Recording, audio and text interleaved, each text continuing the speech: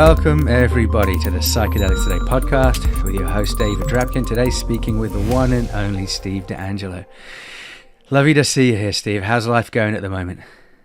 Life is going very well at the moment. I'm coming to you from Little Bay, Jamaica, just down the road from Negril, Jamaica, and looking out over the top of my computer to a beautiful blue Caribbean sea. So I'm doing very well indeed. Thanks for asking, David. And how are you today? I'm in old New Jersey. Yeah, no escaping. But yeah, I've heard wonderful things, and we are doing some projects over there with training retreats in Jamaica. So hopefully one day I'll get over there. Where do you normally call home, or do you have one place in the world that you think of home, or are you spread out? Well, my home is really wherever the front lines of the cannabis freedom movement is and has been and will be. That's the place that I feel most comfortable.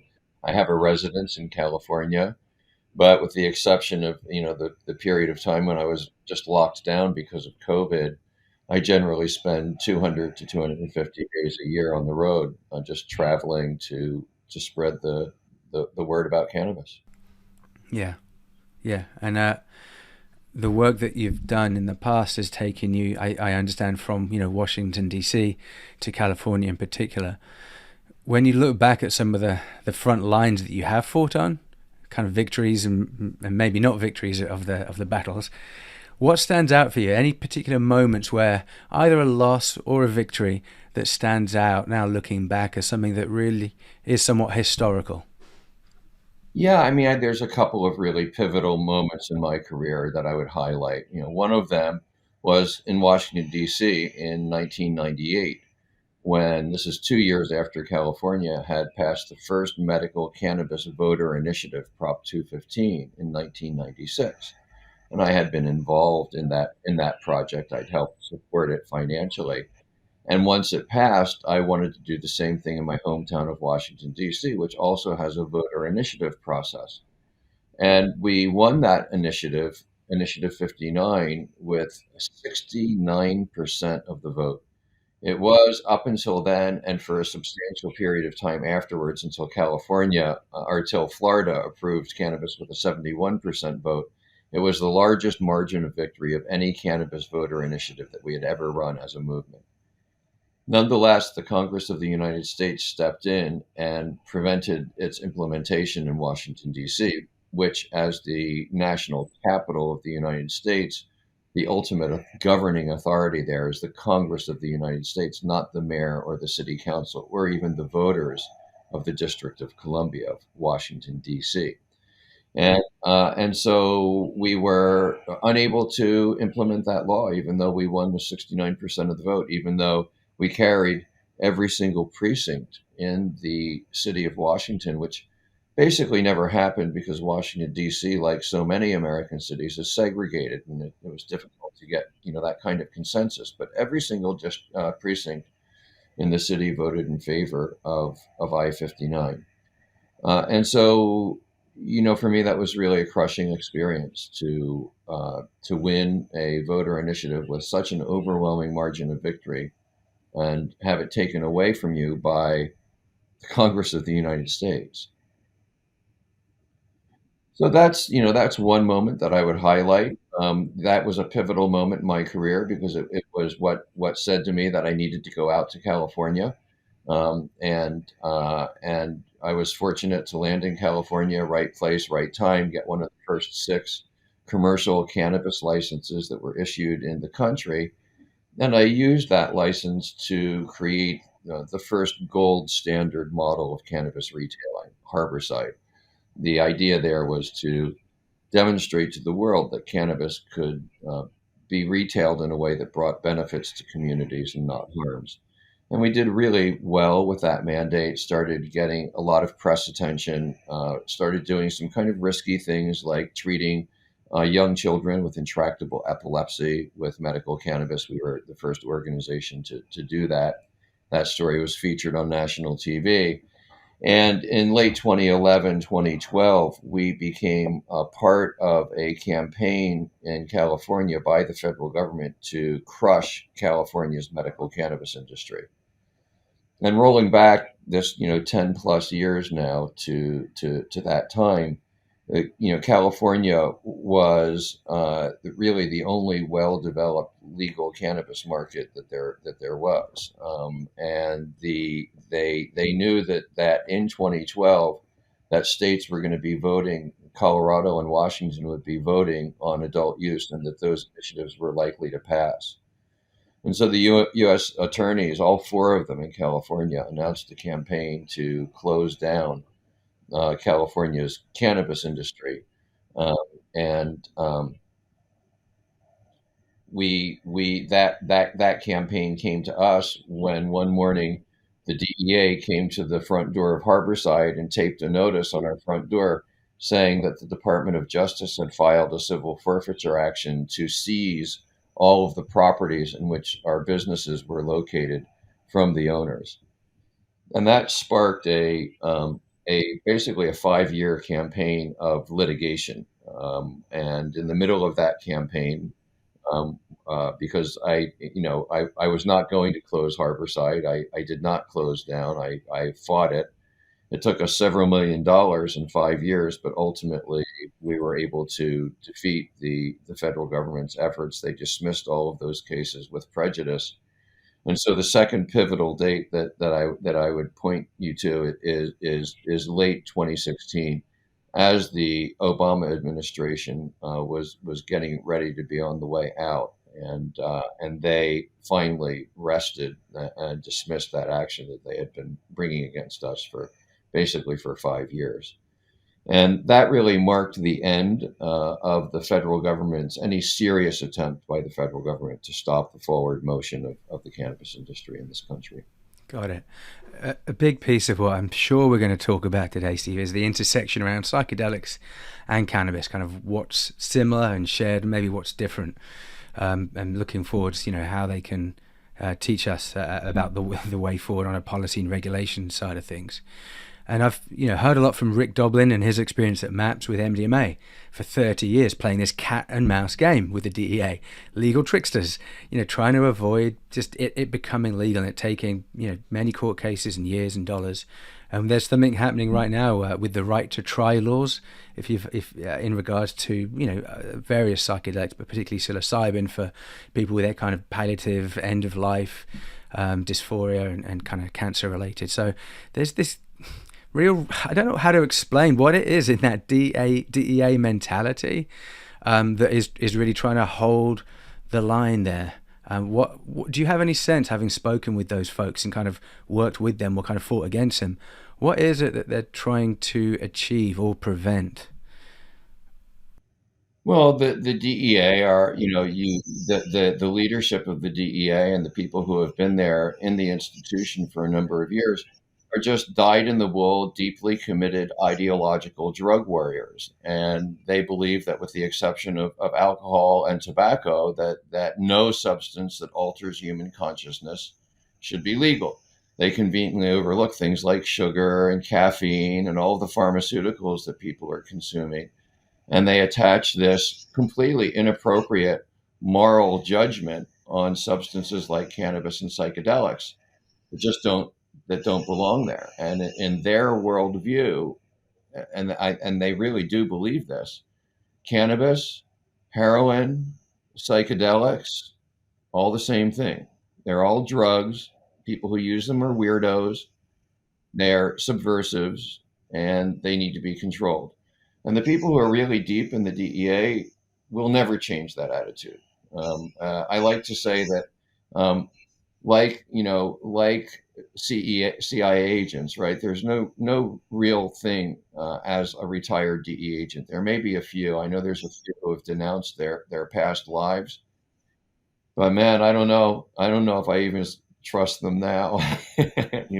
Yeah, So yeah, it's ideology. It's not reason. The reason,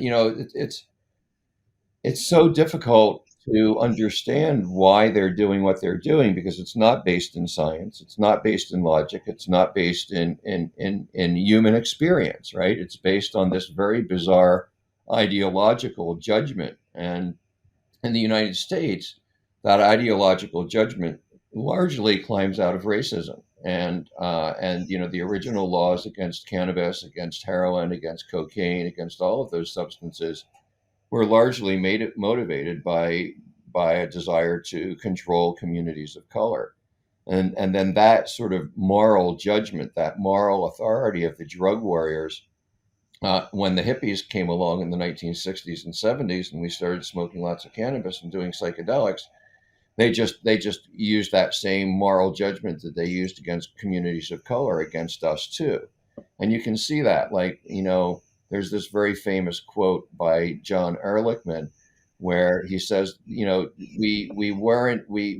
that we weren't able to criminalize the anti-war protesters and the Black Power movement just for their politics, but we knew that we could criminalize the cannabis that they all like to use, and that we could go after them on that basis. Was there scientific basis, says Ehrlichman? No, but we didn't care.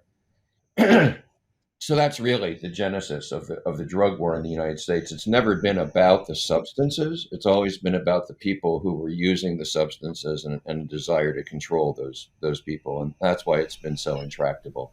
Yeah. And on a personal level, Steve, can you talk a wee bit about your relationship with cannabis in the connection to humanity, and why is it on planet Earth? Have you ever had a kind of sense of why is this plant here? And similar to psilocybin containing mushrooms that have this impact on humans, why are they here? What's their purpose? And from a personal perspective, what's your relationship with the cannabis plant, for example? So my relationship with the cannabis plant is, it marches alongside and in parallel with, and it's almost inseparable with my use of other visionary substances, which, all started around the same time for me when I was a young teenager, around 13 years old. I encountered cannabis, I encountered LSD, I encountered mushrooms, and back in that day, we didn't know the science and the history. We didn't even know about Maria Sabina. We didn't know about Albert Hoffman. We didn't know about the industrial uses or the medical uses of cannabis. All that we really knew was that when we ingested cannabis, it helped us be more like the people we really wanted to be. And we figured that if it did that for us, that it would probably do it for other people too. And we had enough faith, and I still do have enough faith in the heart of human beings to believe that if we're all really, really trying to be the people that we really in our innermost hearts want to be, that we're going to be moving towards that better world that we all really want to live in together. And so that's what it was always about for me with cannabis. It's the reason I fell in love with the plant, was because it helped me become a better human being, and it helped all of us move towards healing and healing the world we're in, and living in a better world. That's still what it's about for me. Yeah. And my relationship with cannabis goes back when I was a teenager as well, in Birmingham in England. And yeah, I definitely didn't have any knowledge of its history or its purpose, but over the years it's taught me a lot. It really has. And I'm interested to know, I've always felt like she has a feminine energy to her, cannabis, and I sometimes feel a bit weird in saying that. I don't know, do you get a similar feel, like calling her or a she, like all that kind of dance with her? Yes, yeah, no. I always referred to cannabis in the feminine, as a feminine creature. So, well, there's a lot of really interesting things here. Okay, if you take a look at the history of the Western world and visionary substances, what you find is that we used visionary substances in societies like ancient Greece and societies like Egypt.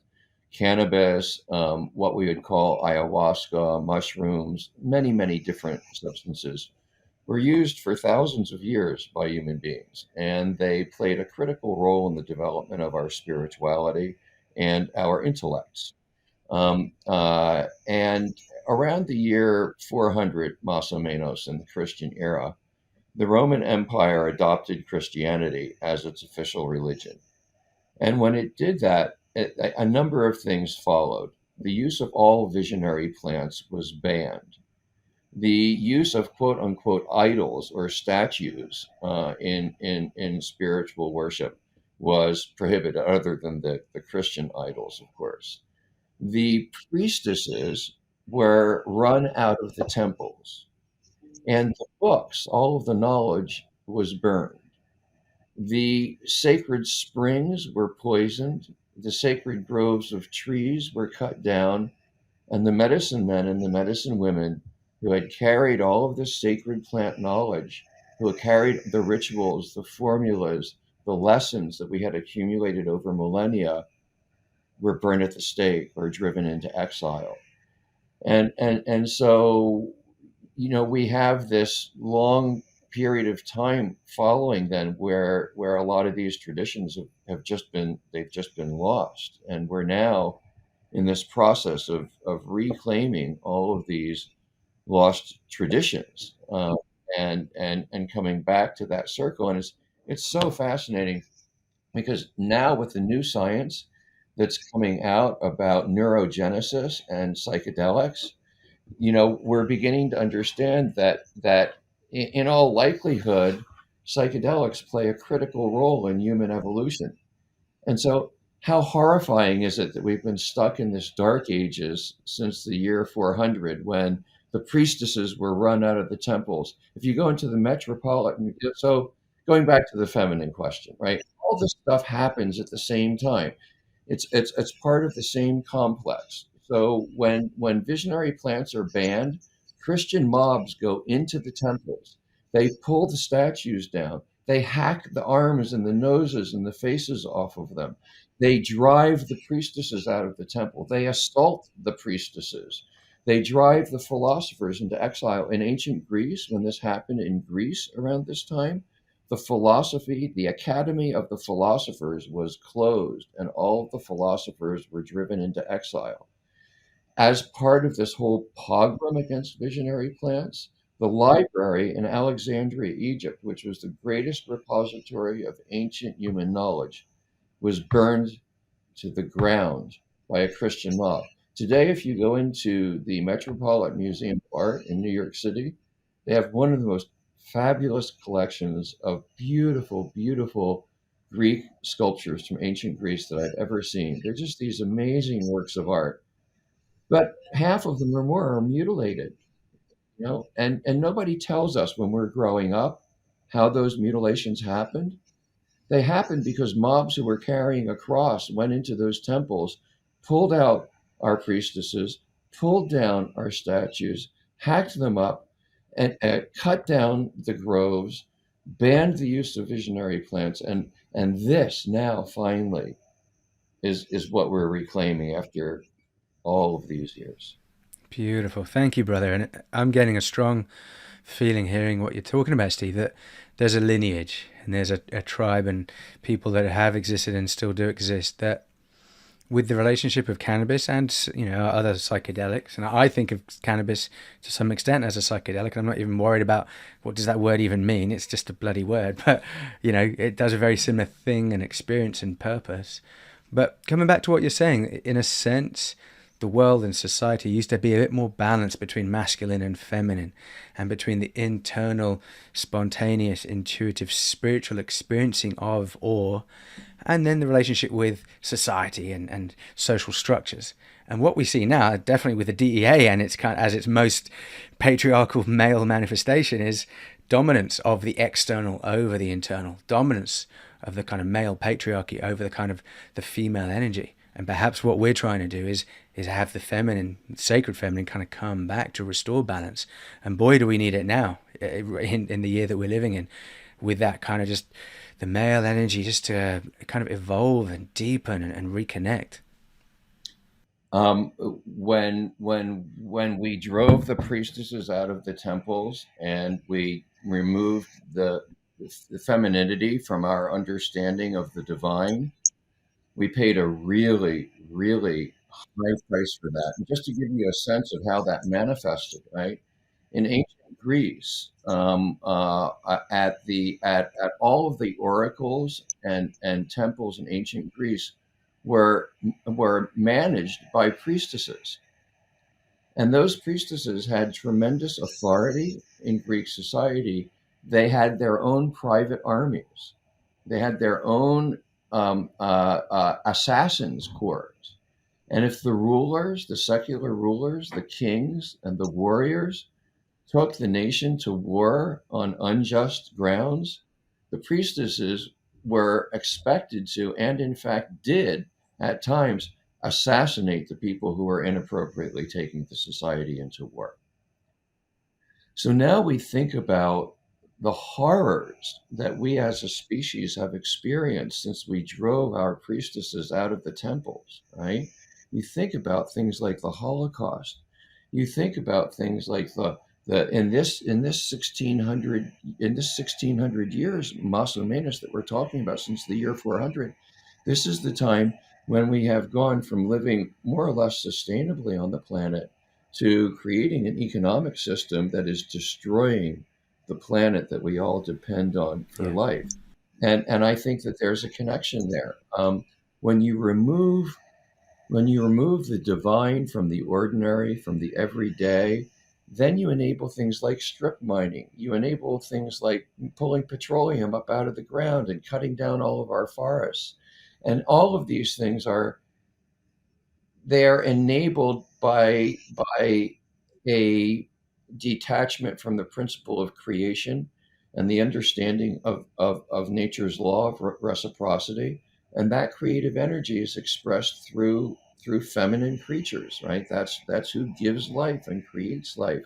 And so when we give power back to women, they are going to be more likely to protect life, just like they did in societies before. So we have this gross imbalance where the earth herself is being looked upon as just some kind of resource to create empire and wealth and power and domination, right? And the same thing is being done to women. They've been removed from positions of responsibility and authority, and those two things are connected, right? The destruction of the planet, the oppression of human beings, and the removal of women from position of authority are all connected. Thank you, Stephen. Some people describe the war on drugs as a war on consciousness, as well as obviously being terribly racist in its kind of roots. But how it manifests is a war on consciousness. And when we experience that deeper consciousness that has a more kind of spiritual connection of kind of the awe of how amazing humanity is and of the wonder of the universe and the beauty of life itself, and at the same time the horror of what we're doing to it, the strip mining and the war and the mass shootings. And we just had one this week, and it's on my mind as it is on everyone's, the horror as well. So I think the more deeply in relationship we are with cannabis and psychedelics, the more awe and wonder we feel, and the more horror that we feel for our role in not looking after ourselves and each other and our planet, in kind of deserving the bounty that we have been bestowed. Well, there's this very interesting thing that's going on now, and it gives me tremendous hope for the future. I mean, right now, I feel like the world is balanced on this razor's edge. We are on the precipice of absolute disaster, but we're also poised to take off and fulfill our potential. And I believe that we're going to take flight, and it's a bumpy takeoff, and we're having a hard time with it. But I believe these 1600 years we've gone through this, somewhere in the greater cosmic scheme of things, that they have served a purpose, right? And so now we are reconnecting, right? And when we look at what psychedelics, what cannabis does for us, I'm impressed by the concept that was sort of popularized in How to Change Your Mind, the new science of psychedelics, right? The concept is the default mode network, and probably most of your listeners are familiar with it, but I'll recap it very briefly. The default mode network is where the human brain spends most of its time performing executive tasks. Where am I going? Will I get there on time? Who do I need to meet? Have I achieved my objectives for the day? And if you take an electric scan of the brain and what you see is that default mode network will run in a perimeter around the outside of the brain, with one part of the brain talking only to one or two other parts of it on either side. But when you give that baseline human brain psilocybin, then you see this parts of the brain starting to chatter away with each other that normally aren't even talking to each other, and what manifests as a perimeter of electrical activity around the brain in a baseline brain then manifests as this crossing web of Yeah. of lines where there's just all of this chatter that's going on, right? So why do we have this, right? Why do we have this ability? Psychedelics are one of the things that take us out of our default mode network. But Mother Nature's been so kind to us. There's a great number of other ways, right? So ritual drumming, dancing, different types of music, exercise. There's a lot of different ways. Even the stained glass in a Catholic church, right, is a way of taking us out of our default mode network. Meditation is a way of getting us out of our default mode network. Yoga is a way of getting us out of our default mode network. Why do we have this ability in the human brain?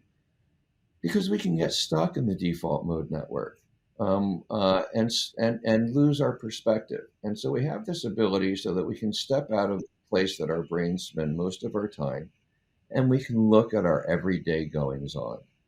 And we can get in touch with the deepest part of our hearts and the deepest part of our connection to other beings and to the creative force, and we do a double check. And I mean, I think everybody who's a psychonaut has this experience, right? Where you go, all right, what am I doing in my life? How are my relationships? How is my job? How is this? How is that? That happens in the psychedelic experience, where at least for me and most of the people I know, we go into a psychedelic place, and that sometimes, not all the time, but sometimes it will put us into this kind of process of review where we're taking a look at what we're doing in our ongoing lives, and we're like, okay, is that what I really want to do? Is that really in alignment with my heart and with the person I want to be?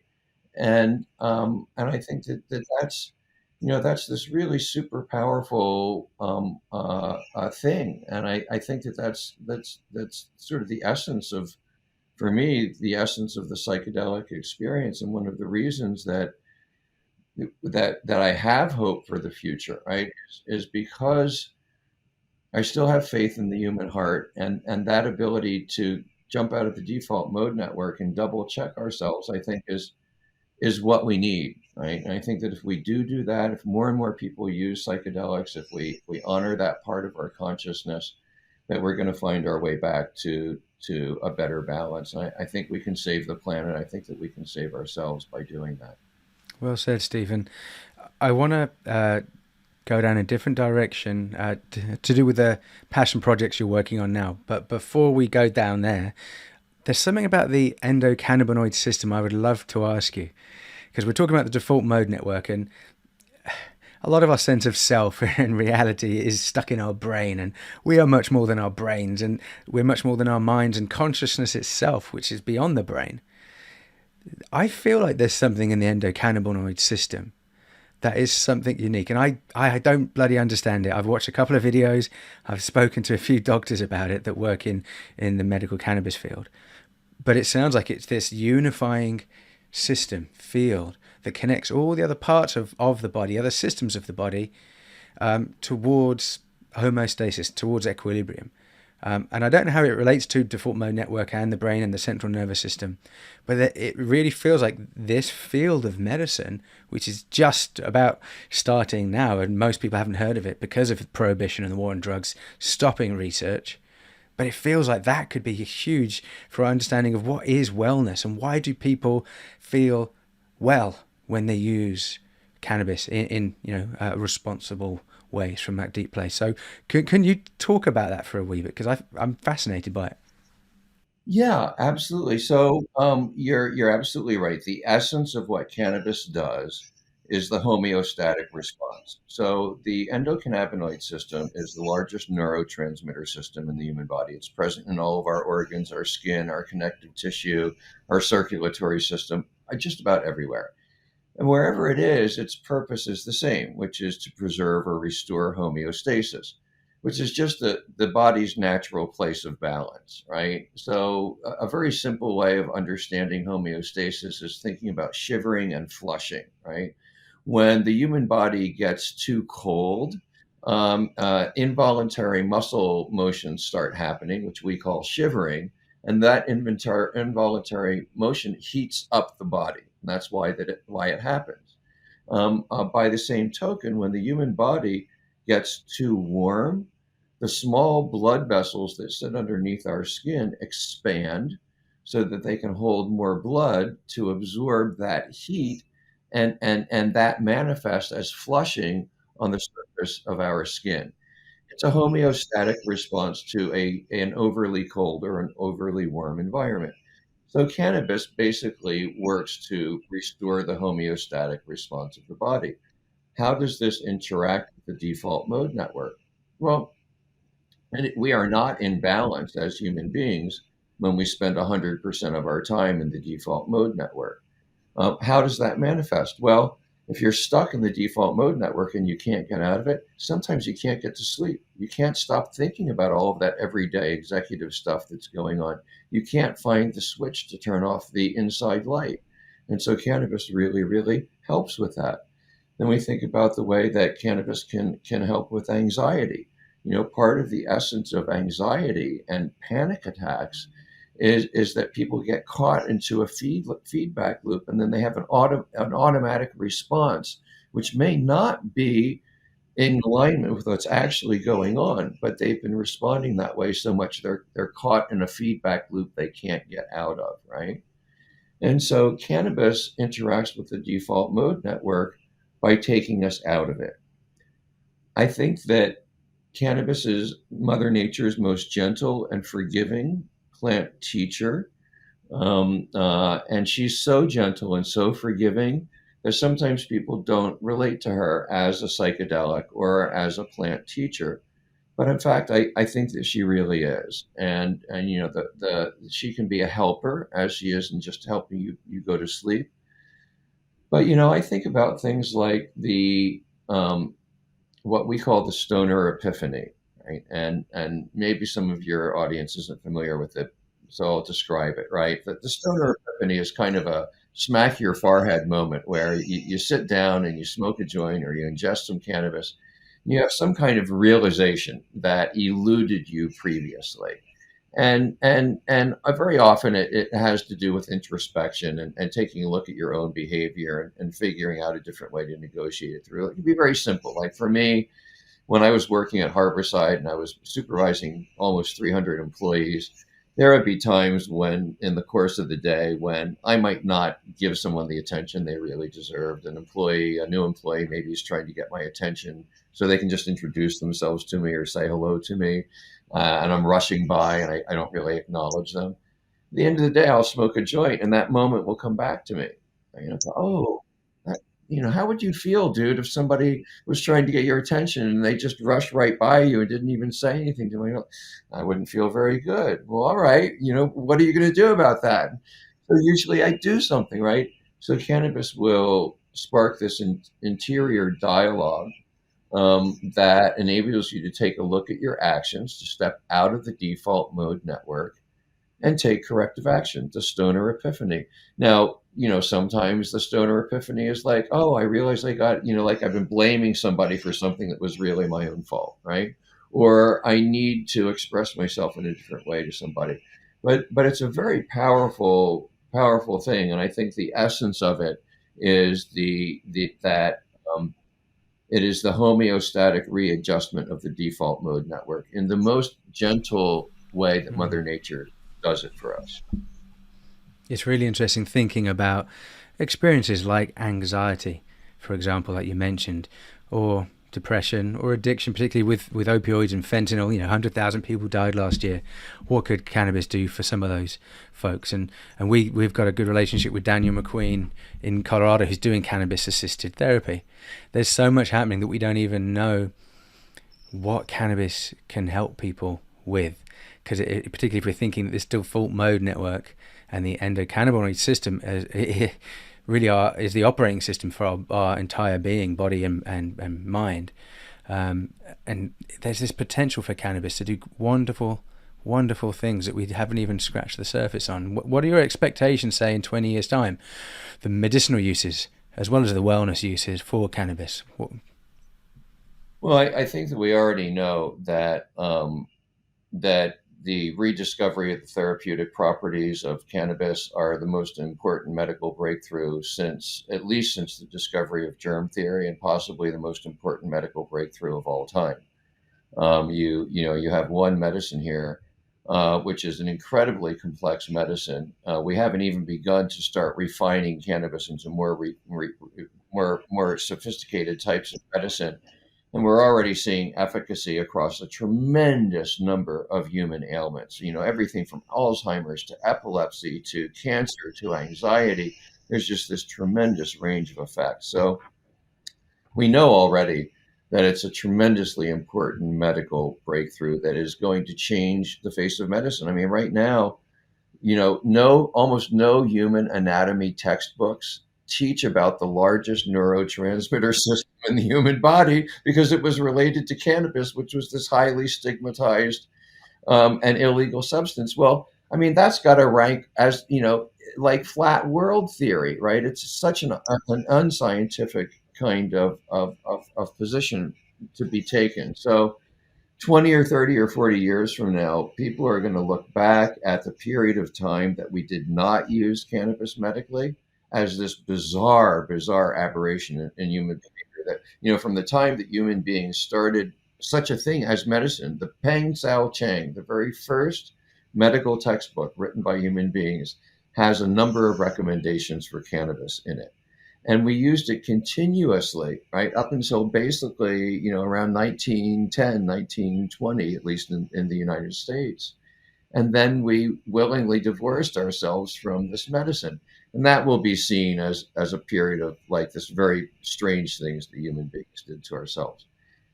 But it's even bigger than that, right? Because what we now know is that the industrial potential of the cannabis plant is phenomenal. The basic equation is this: anything that you make out of petroleum, cotton, or trees can instead be made out of hemp. And when you harvest hemp, you remove 20 tons of atmospheric carbon for every hectare of hemp that you harvest. And depending on what you make that hemp into, hempcrete, for example, which can totally replace concrete as a building material, continues to absorb atmospheric carbon throughout its lifetime. So what that says to me is, within some period of time, it may not be my lifetime, but it's probably within the lifetime of people who are listening to this podcast, cannabis is going to be the most important product, the most valuable product in dollar value of any product in the world. We are moving towards a cannabis-based and hemp-based economy. And not just for an elite, but for the masses. Like hemp in particular used to be so commonly utilized for a range of functions. I just think of, stories I learned at school in England of, sailing boats having their sails made of hemp, and ropes being made of hemp, and clothing being made of hemp, and, paper and scrolls, parchment being made of hemp. And it really was a fundamental part of life. And it was just grown because it grows so quickly, and it's such an amazing fiber. And we're talking about the people that have lost their lives because cannabis wasn't available as a medicine. We're talking about the destruction to planet Earth because we can't use hemp. And I know that your passion projects, the Last Prisoner Project and the Justice Foundation, are also focused on other victims of the war on drugs, people that have criminal records, people that are incarcerated because of their use of cannabis. As we start to move into that subject, Steve, can you maybe tell people about why did that resonate so strongly with you to found these projects and to step away from your other enterprises? What was the calling there? What was the need? Well, part of it is that I myself have been arrested. I've been locked up. I know what it feels like to be in a cage, to have to have people attempt to strip your dignity from you, to be publicly humiliated and shamed for something that you should not be publicly humiliated and shamed for. So I have that personal experience, right? But I decided to create the Last Prisoner Project in 2017. It was after Prop 64 had passed in 2016 in California. So we all knew that we were headed towards a for-profit adult use market in California. We thought it was going to be this fabulous, wonderful market. It's turned out to be a terrible disaster. But at the time, I and many other cannabis company executives were going up to Toronto, Canada, in search of capital to grow our companies.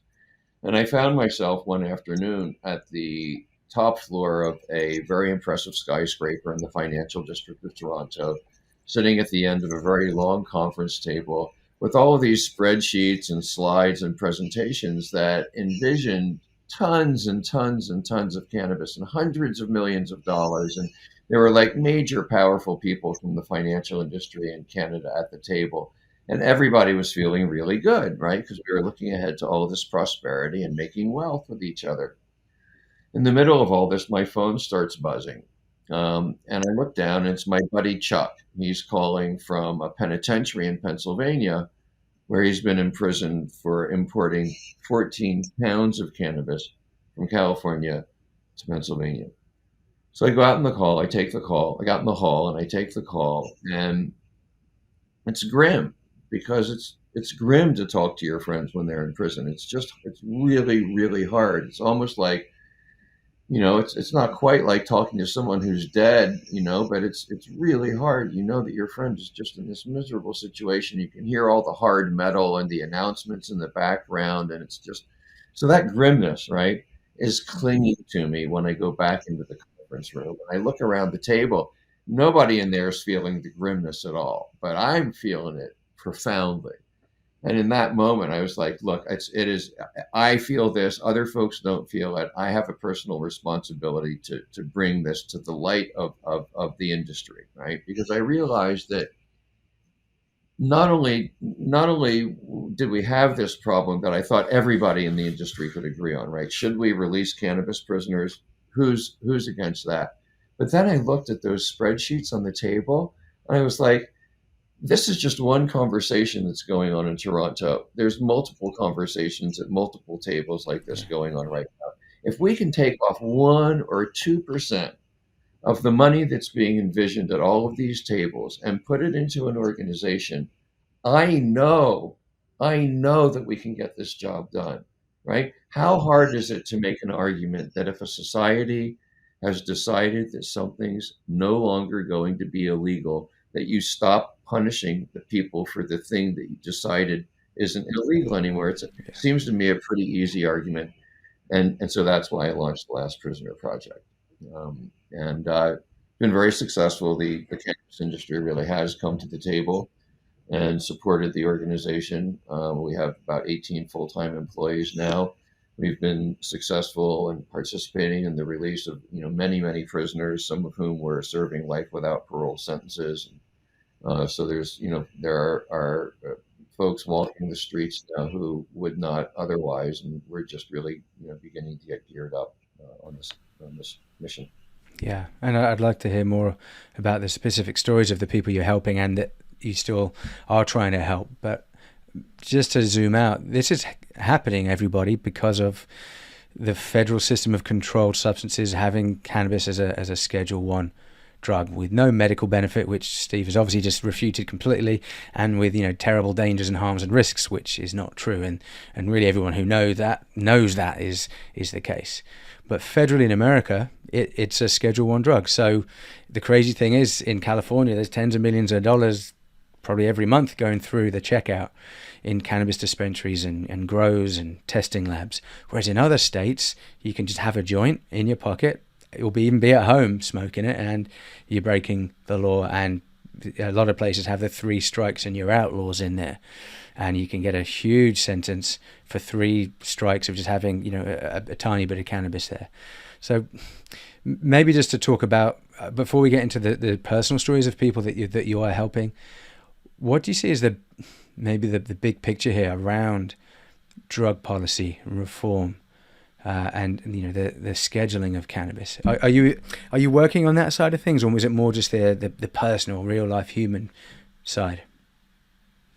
Well, no, I continue my activism work, and I've chosen really to focus more on prisoner release now than anything else, because I think that there's a lot of people who are focusing on legislation and focusing on policy, and not very many people focusing on prisoner release. So we're a large and mature movement now, but I support the descheduling of cannabis, the complete descheduling of cannabis, and all psychoactive substances. I do not believe that the government should possess the authority to tell human beings what we put into our bodies. And so I'm a huge supporter of all of the legalized nature initiatives. I think that there's a very simple principle, which is that whatever Mother Nature has given to all of us, no individual human being or grouping of human beings, like a government, has the right to deny to us. Mother Nature gave us hundreds and hundreds of psychoactive substances because they're important to our well-being and to our evolution as a species, and probably to the survival of the planet. And nobody has the right to take that away from us. Are you kidding me? Who has the right to take away something that is a substance that promotes neurogenesis, that allows our brains to grow instead of die? Are you kidding me? What evil people could even imagine doing something like that? You know? So I no longer forgive ignorance. The truth about these substances and the truth about prohibition, even when you're dealing with substances like fentanyl, when you're dealing with substances like meth, when you're dealing with really intensely dangerous substances, you never, ever improve outcomes by making them illegal and criminalizing behavior. All we need to do is take a look at the example in Portugal to know that the humane and the intelligent thing to do regarding all substances is to decriminalize them and to provide support to people who are going to get into substance misuse situations. But there's all this warped understanding today. There's terrible, terrible substance misuse situations going on in the United States today, but very few of them relate to meth, fentanyl, cocaine. Certainly none to psychedelics and cannabis. When you look at the numbers around things like alcohol and tobacco and all of the pharmaceuticals that are out there, these are the substances that people are really having problems with, that are really causing wholesale destruction in our society. But there's this warped moral perception that sanctions them, while substances that actually promote human welfare and integration are banned. So I see all of this as part of the larger struggle that I was talking about before. In the Western world, there has been a religiously driven pogrom against any type of sacrament other than the Christian sacrament of wine, and it's operated to the detriment of all of us. And when we're looking at the drug war and the legalization of cannabis, we need to look at it in the context of this is something that started way back in the year 400, when the Church of Rome banned the use of cannabis, banned the use of ayahuasca, banned the use of other visionary substances, and launched this pogrom, which we're just in the process of dismantling today. And there are places in the world like Portugal, Switzerland that are kind of leading the way, but also places in America. And you spent a lot of time in Oakland, I know, in California, and they're one of the cities that have decriminalized at the city level. Have you noticed what feels different, or what people are doing differently, and any kind of advantages or even disadvantages of that? Like, what's it actually like there? Well, not just in Oakland, right? But all across the country now, I am seeing a huge uptake in the use of psilocybin. It's just remarkable. There are people all over the country who are microdosing and macrodosing. And what's the effect? Well, it's like the largest outpouring of hope and love that we've seen in our culture since 1967 in the Summer of Love. I'm seeing people who have been hopeless, who have been really, really locked into cycles of despair, who are now coming out of those cycles of despair, and looking ahead to the future. I'm seeing people who have been isolated from one another for a long, long time reconnecting. I'm seeing different kinds of people who hadn't been having conversations with each other, having conversations with them. I'm seeing the impact of this increased use of visionary plants on culture. I'm seeing different sounds. I'm seeing different sounds in the music. I'm hearing different messages in the music. I'm seeing different kind of graffiti on the walls. I'm seeing different kind of fashion. And everywhere, it's about more color. It's about more life. It's about more joy. It's about more connection. It's about more love. And it's the most remarkable thing. I'm just so happy to be alive at this time and to see so many young people and so many older people returning to the use of visionary plants and the love and the outpouring of love that that's creating. And um, I think that when I look at things like the psychedelic renaissance, the growth of hemp-based industry, the cannabis freedom movement, the growth of a plant-based diet, the growth of the ethical fashion industry of things like cactus leather and cork instead of animal leather. Um, we're beginning to see the development of a movement that's so new that it hasn't really been named yet, right? And we're just beginning to get some kind of statistical confirmation of this phenomena that I've been living myself, where people who are into psychedelics tend to be into the cannabis freedom movement. If you're into psychedelics and the cannabis freedom movement, you're more likely to like wear hemp clothing and buy and buy ecologically conscious products, right? And maybe more likely to adopt a plant-based diet. And so now we're seeing actual confirmation of this. I just saw some studies that came out that showed that people who eat a vegan diet are more likely to choose psychedelics and cannabis and less likely to choose tobacco and alcohol. Right? So we're beginning to see this. I just saw a car ad where it was an ad for an electric car, but part of what the electric car was featuring was plant-based leather. Wow. So the car manufacturers are realizing that there's a set of people who want to drive an electric car because it's more in alignment with their values, but also plant-based leather is more in alignment with their values. So, all of this is kind of coming together and converging. And when you combine that with the innovation, with the technological breakthroughs that are happening, I think that we are in the middle of what's going to be recognized as a renaissance, similar to the renaissance that the European Renaissance that we're all familiar with. There truly is a renaissance in human thought and spirituality that's going on now, and not a moment too soon. Just in time. Yeah. Yeah, you're talking about being on a precipice, and it does feel that way every day. But I love what you're saying, Steve, that we don't know what this is called. It doesn't have a name yet. And hopefully when people look back on what it is that we experienced and achieved, it has a good name to it, and it does feel like a renaissance. And I guess in a way it's moving from the underground, from the shadows out into the public. So I am now more open about my use of psychedelics and cannabis in my lifetime, and people are just more open about this, and it feels like people are more open about sexuality as well, and the racism of our society is being spoken about more. It's being identified more. This isn't okay. We can't let this happen. This is kind of structurally ingrained and institutionalized and needs to be broken down now. So it does feel like there's this kind of framework that is crumbling, and hopefully we just need it to happen faster. And I love that you're connecting so much cannabis and psychedelics as kind of moving this evolution forward as kind of catalysts.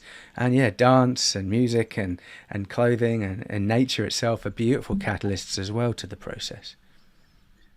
Yeah, and what you're seeing now with things like sexual liberation, with the confrontation of historic systemic racism, is the effects of people listening to the lessons that the plants are teaching us. The plants have been working on this a lot longer than we have. They're a lot smarter than we are. We're really their servants, and should understand ourselves as such. And so we're being led in this direction if we listen to what the plants are teaching us, and we implement those lessons. It's like, one of the ways that I'm a big promoter of plant-based diets now, and I like to sort of express it in the way that it's worked for me. So, imagine if you were smoking a joint or eating a mushroom, and you were sitting underneath a tree, and you were looking at a meat factory, and you saw trucks full of living animals coming in at one end of that factory, and you saw trucks with plastic wrapped chunks of their bodies coming out at the other end. What would the plant tell you? Is that okay? Or is there an issue there that we need to be taking a look at? I think most people have had the experience of sitting with the plants, know, right, that there's something there that the plant is going to tell us we really need to pay some. Whether it's a mushroom or cannabis or fungus or ergot, or right, that message is going to come through. And so that's what's going on. I think that, when you take a look at the growth of sexual liberation movement in our society and in United States society, it's contemporaneous with the discovery of psychedelics, with the first psychedelic, what I would call the psychedelic revolution. So in the 1960s, American society started having its first experience with psychedelics. And that's when we had peace and love and sex and drugs and rock and roll. And I was part of that first flush of that movement, right? And for us, sexual liberation, psychedelic practice, the confrontation of racism, the confrontation of militarism, all of these things were inextricably linked to one another. And I believe that they are now. And the common linkage is that we're being given these lessons. And we need to recognize them as such and take them seriously, and know that Mother Nature is speaking to us through these plants and calling us to a mission. Yeah. Thank you, Stephen. So we've spoken about your work in America with the Last Prisoner Project, the Justice Foundation. Another part of your message goes out on the podcast channel like ours. Yours is the, what's it called again, your podcast? Radio Free Cannabis. Radio Free Cannabis, that was it. Really beautiful program. I've started listening to it lately, and that goes around the world. And I love this. Coming from England with kind of BBC World Service, for 100 years or 50 years, that was one of the only radio stations in the world that was everywhere. And I love the idea that Radio Free Cannabis is this kind of messaging for the world about what is happening around cannabis, good news and bad news. And this is a global thing, of course, but there's a piece that I wanted to ask you about, like Jamaica in particular, where you're at right now. So Psychedelics Today has got some great partners there. We're looking to do a couple of retreats this year for our students using psilocybin. Can you talk a bit about Jamaica, particularly about what you're feeling is happening there, and why it's important, about where Jamaica's kind of history and heritage is coming from, about the message that's coming out of Jamaica? Well, I think that all of us around the world today who have been introduced to cannabis in the last 20, 30, 40, 50 years have a huge debt to the Rastafari people of Jamaica, who carried this plant through some of the most incredible repression. Many people don't know that in 1963, the government of Jamaica ordered the military to bring in all Rastafarians, dead or alive. And for many, many, many years, basically, if you were walking down the street with dreadlocks, you could be grabbed, you could be put into prison, you could have your dreadlocks shaved off of you. All sorts of terror has happened to the community. And then, of course, with the American financed war on drugs, there's just been, decades of helicopters and military assaults on Rastafarian communities. But throughout all of that, not only did they not give up, but they managed to create this art form of reggae that popularized cannabis and dignified cannabis and gave cannabis the nobility that it really deserves and spread it all around the world. And when I talk to young people who have adopted a cannabis lifestyle, a plant-based lifestyle, a visionary-based lifestyle, 90% of them tell me that they learned about this way of life through the Rastafari, through reggae, through Jamaica. But today in Jamaica, the Rastafarian communities are in a state of crisis. They've largely been excluded from the legal cannabis industry here in Jamaica, and they are impoverished, and they're having a difficult time even retaining their children in the community, because it's difficult to find ways of making money that are consistent with Rastafari belief system. So Rastafarian community is really interested in finding a way that they could be able to enjoy some of the prosperity out of this legal industry that probably would not exist today. If people like Peter Tosh and Bob Marley hadn't been singing the songs that they were singing to inspire activists like me all around the world to take this cause up and move it forward, we might not be where we are today. I mean, I remember in the 1980s when it was really, really hard to be a cannabis activist, right? It was like they were putting these ads on TV with these frying eggs, and they made out anybody who had anything to do with cannabis as like this evil person who was going to corrupt children. And it was really, really scary. It was hard to get up every day and continue selling weed, continue taking the risk, continue financing activism. But man, I would sit down, I would, wake up and I would put on Get Up, Stand Up, or I would put on Down Presser Man. I let Peter Tosh or Bob Marley inspire me, and I'd get up and I'd be ready to fight another day. And I don't know if I didn't have that example, if I didn't have Rastafari culture, I don't know whether I would have been able to do that. So now it's up to us, to the global cannabis community that has been so empowered and strengthened by Jamaican cannabis culture, by Rastafari belief systems, whether we explicitly recognize it or not. It's now up to us to come to the rescue and to support our brethren here in Jamaica, and that's what I hope to do. I have a twofold mission in Jamaica. One is to make sure that the legacy cannabis communities, people who carried this plant through those dark, dark years of prohibition, now have an opportunity to enjoy some of the livelihood that's being created by the legal industry. And two, there's this other thing going on in Jamaica, which you've mentioned, which is that psilocybin is not illegal in Jamaica. It's also not heavily regulated in Jamaica. Jamaica is this island of visionary and consciousness freedom right now, and there's people coming to Jamaica from all around the world in order to take advantage of that freedom. And me too, right? So, I hope to be working with some psychedelic retreats and experiences here. I'm still figuring that out and what they're going to look like. When I look at what I see happening with a lot of psychedelic retreats, I feel like there's an emphasis, a kind of overwhelming emphasis on therapy, on healing, on trauma. And I think that that's a very important part of the psychedelic experience. I think it's part of the power of these medicines. And I certainly support and encourage people to do that kind of work with psychedelics. I do it myself. But I think that that's just one slice of the psychedelic experience. And, when I think about my own psychedelic practice, I think about how it connects me to other people, how I love being around a drum circle, how I love dancing with people around a fire, how I love taking a walk through a forest with folks and just feeling this very, very intimate heart connection that you don't really feel in any other kinds of ways.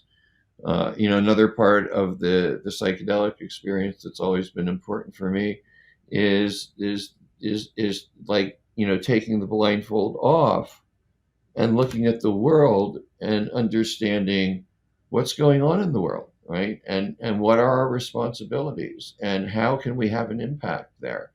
And psychedelics and sexuality. This is something that's, part of the power of psychedelics is to put us in touch with our sexuality, to use that power in our healing and in our self-discovery. And so I think that just having the emphasis on the psychological mental health aspects of the psychedelic experience leaves out an awful lot of value that's there. So I hope to try and build models that bring more of those aspects into the experience. Another one of the things that's going on in Jamaica right now is that there's kind of this island of psychedelic freedom, and there's no laws, very little regulation around psilocybin, and so many different companies and organizations from all around the world are coming to Jamaica to host psilocybin retreats, and some ayahuasca retreats as well. And there's just, every day I hear of a new group who's coming down. So it's really wonderful to see Jamaica playing this role. I think it's a great thing for the island, and I think it's going to be a great thing for the industry. Um, when I look at a lot of the retreats that are happening, though, um, I feel like there's another part or other parts of the psychedelic experience that aren't maybe being fully captured that are of a lot of interest to me. I came out of the psychedelic revolution. I was a young hippie kid. I didn't have any, real information or schooling about psychedelics when I was 13 years old. A friend of mine gave me a 400 microgram barrel of orange sunshine that his older brother had given to him. And I took it and I sort of figured it out on my own. And in those days, um, we didn't really think a lot about the therapeutic aspects of psychedelics or healing trauma, even though we were using it in that way. I know that I was using psychedelics in that way. We were really thinking more about the ability of psychedelics to break us out of a culture of conformity that we found ourselves in. We had grown up, or at least I had grown up in like all white suburbs, where, boys were expected to be boys and girls were expected to be girls, where everybody wore short hair, where it was just like this kind of stultifying post-war conformity, and everything was the same, and there wasn't very much color or very much flavor. And so psychedelics, for us, were largely a way to break us out of conformity, just to show us a different way of thinking than this rut that it seemed like the whole world was stuck in.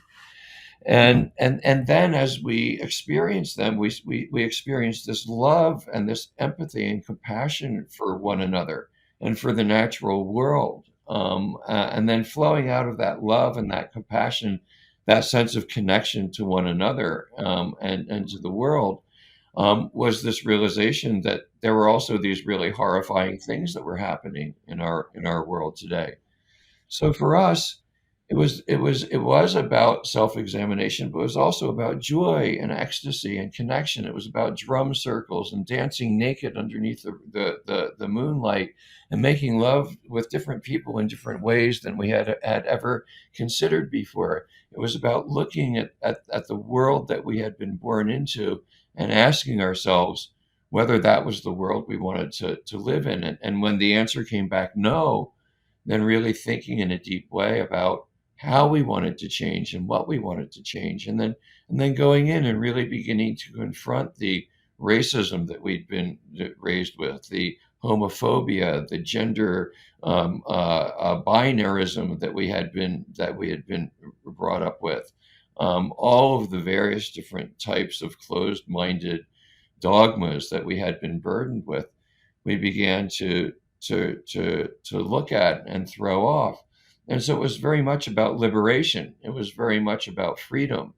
And and I think we need to incorporate that back into our psychedelic experiences. I think there needs to be a wide range of psychedelic experience now. We've been divorced from these substances for in the Western world for 1600 years. I think longer in the Eastern world.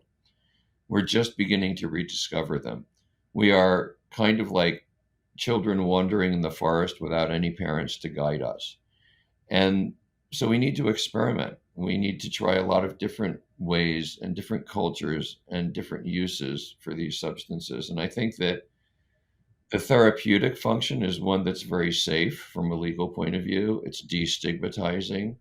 And so I think a lot of folks have gone towards that, and I support that. But I think that there's more that needs to be brought back into the psychedelic experience, and that's where I hope to carry my work.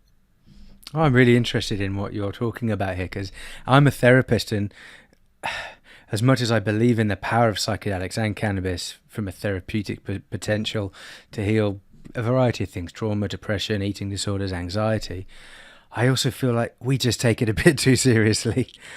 And sometimes it's like, oh, can I not deal with my trauma right now? Can I please just look at some pretty pictures and dance and go into the field and have a nice time and enjoy being alive and breathing in this amazing body?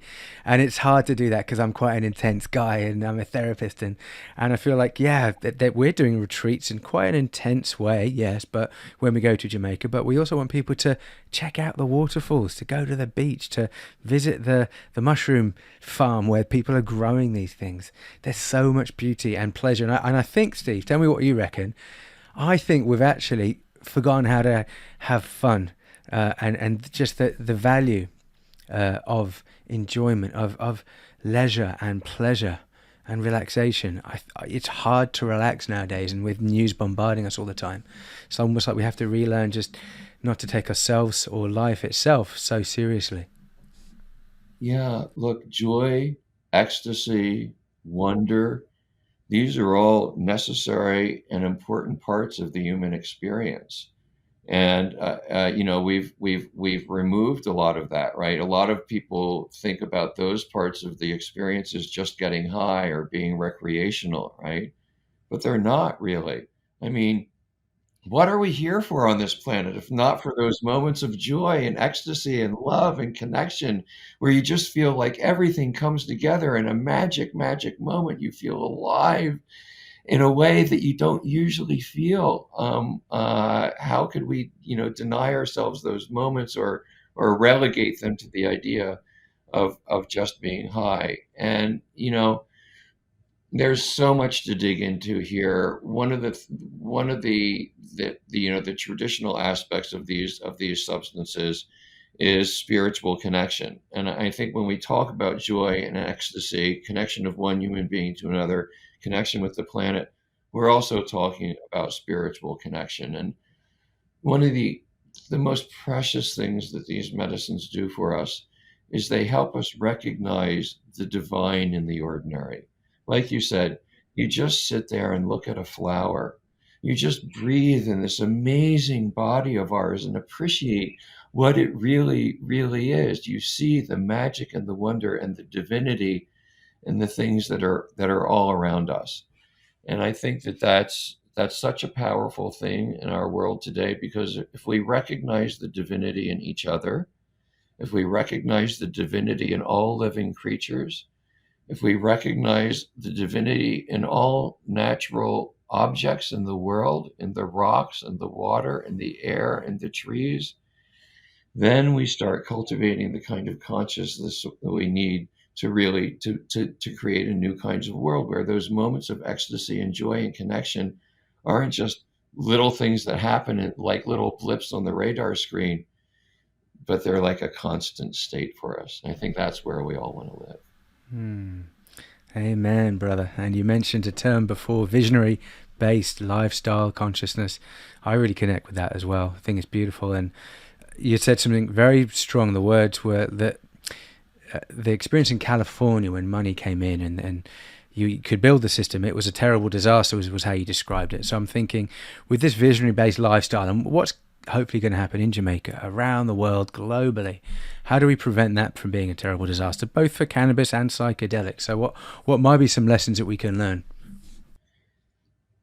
Well, there's a cautionary tale, and I can give the warning, but sadly, I don't have the answer right now yet.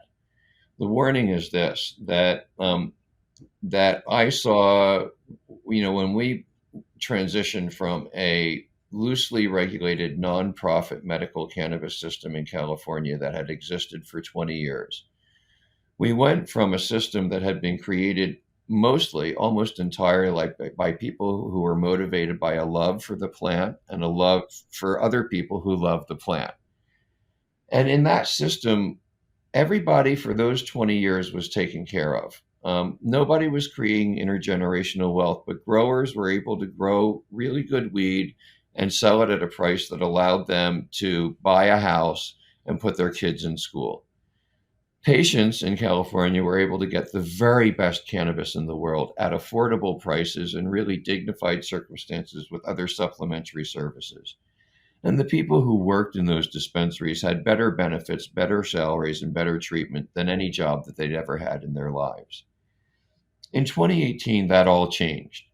We saw the industry become very, very heavily regulated. It became ridiculously taxed.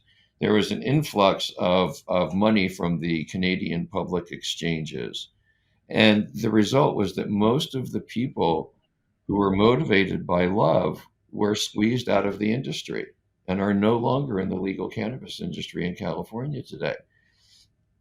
And there's been, just terrible consequences. One of them is that the quality of cannabis in legal dispensaries in California now, by and large, is horrible. It's just terrible. It's not anywhere close to what it used to be.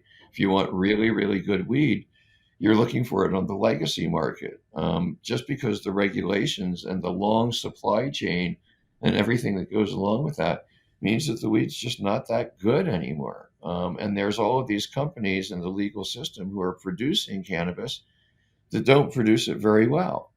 So that's one of these really devastating impacts that's happened there. It also has driven kind of a race to the bottom. So when you live in a for-profit system and you are motivated by profit, and you pull investors into your company who demand profit, you then find yourself in a situation where you have a lower range of choices, right? I'll give you an example.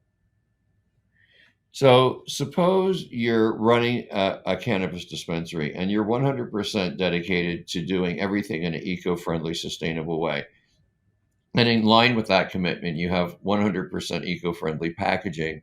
And that packaging costs you about 3 times as much as the toxic packaging would cost. Everything's fine, right? Because you're not really interested in making that much money. It doesn't really matter to you. You're willing to spend the extra money and take it out of your profit margin because you're a good person. One day, a new dispensary opens across the road from you.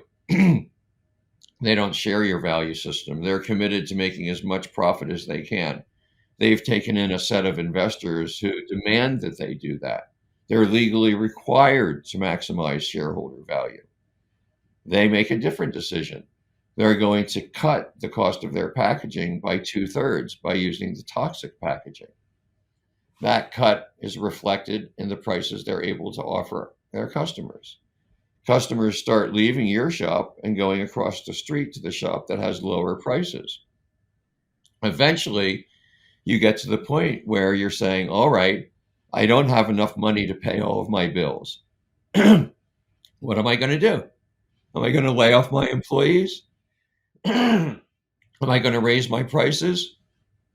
Am I going to switch to the lower priced packaging?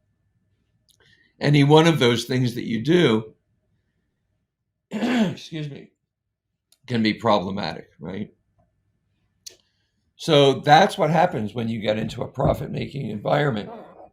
There's a set of requirements that sometimes force you to deviate from your own moral principles. And I've seen that when the profit motive came into cannabis,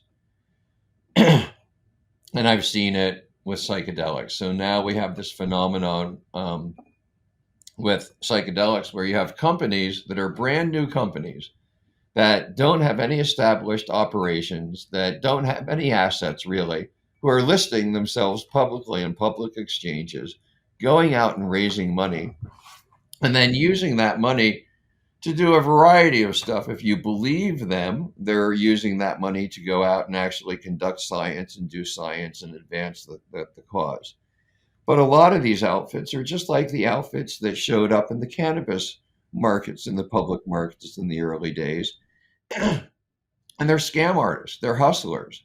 They're guys who understand how to work the public markets, who don't give a damn about psychedelics, who don't give a damn about cannabis, who don't give a damn about the outcome of this movement that we've been working on for 10 years, who just want to put together big deals that bring in lots of money so they can take their 6, 8, 10% commissions and walk away from it, and then leave investors and the operators of the company with situations that 99% of the time don't work out. And so we're seeing the same crash and burn syndrome with the publicly traded psychedelic companies now that we saw with the publicly traded cannabis companies. Yeah. No surprise, it's the same coterie of hustlers and scam artists who are working both of those tips. So I am suspicious of what can happen when the profit motive is mobilized behind psychedelic development. I'll give you one example. One of these publicly traded companies sent me a deck. Probably they'll all stop sending me decks now that they hear this podcast. But one sent me one, and I take a look at it, and their IP, which is going to, make everybody millions and millions and millions of dollars. What is it that they want to do? They want to shorten the onset and offset times of psilocybin to reduce a 6-hour experience to a 2-hour experience. And what is the pitch to investors? By doing that, we're going to reduce our labor cost by 2/3, and all of that money is going to drop to the bottom line, and your profit is going to be larger. Now, excuse me very much, and I'm not going to use expletives here, even though I really feel like it. What gives the right to somebody to play around with this magnificent creation of Mother Nature, which onsets gradually and offsets gradually, probably for a bunch of really good reasons, right? And they're going to manipulate that gift of Mother Nature so that there's a 2-hour effect window simply to save money, to make more profit. Now, if the motivation was to create a better psychedelic experience, to help people get access to the medicine who couldn't get access, any of those reasons, a love motivated reason, I'd be willing to at least listen to the argument. But are you kidding me? You're going to go shorten the effect window of psilocybin so that you can save on your labor costs, and you think that that's acceptable? Not in my reality. That's not okay. That's just not okay. Yeah, and I think So a I lot of very people much, a lot of people I've been seeing, it does ring a bell to what I have noticed in the psychedelic space happening, over the last few years, and a lot of money coming in, a lot of new faces, that haven't got that relationship potentially, and they maybe just see psilocybin as a molecule, from a science lab perspective, and it can be tweaked, and it can be owned through IP, and I don't connect with that. I feel much more comfortable with a mushroom that has been grown in manure and dirt with someone's hands. And I think the entourage effect, actually, just to talk about that, Steve, we see that with cannabis, and we also see that with psilocybin. It's such a complex plant, and there's many components to that harmonize together. So we're almost out of time, Steve. I wanted to just ask you super quickly, if that's okay, about what's happening in New York, because you did mention that you've got some hope around what's happening there, and you want to help the New York market for cannabis. Do you want to just tell us quickly about what you see in New York State, New York City? well, what we have in New York is a piece of legislation and a set of regulators who, at least in theory, are far more open to the idea of incorporating legacy cannabis operators into the new legal market. Thus far, we haven't seen that theoretical willingness reflected in actual legislation or regulation that really advanced the participation of legacy operators. But the process in New York is still underway. And so I'm hopeful that we're going to see a different outcome in New York. More and more, what the cannabis plant is telling me in my conversations with her is I don't want to be in a pyramid. I don't do well in a pyramid, and I didn't come to you to help you make pyramids. And so one of the things that we're finding out is that when you try to grow cannabis in these very, very large facilities at huge scale, and then harvest it and package it and ship it around at huge, huge scale, the quality of the cannabis, at least thus far, is not anywhere near the quality of artisan level cannabis that's grown in much, much smaller grows. It's unclear yet whether the at scale cultivators will ever be able to equal artisan cultivators, no matter what technical tricks that they come up with, no matter what equipment that they have. So the plant is speaking to us and saying, don't try to grow me at these big scale things. Don't put me into a company where there's going to be some shareholders and directors at the top of the pyramid, and there's going to be thousands of employees who are slaves in cannabis factories at the bottom of the pyramid.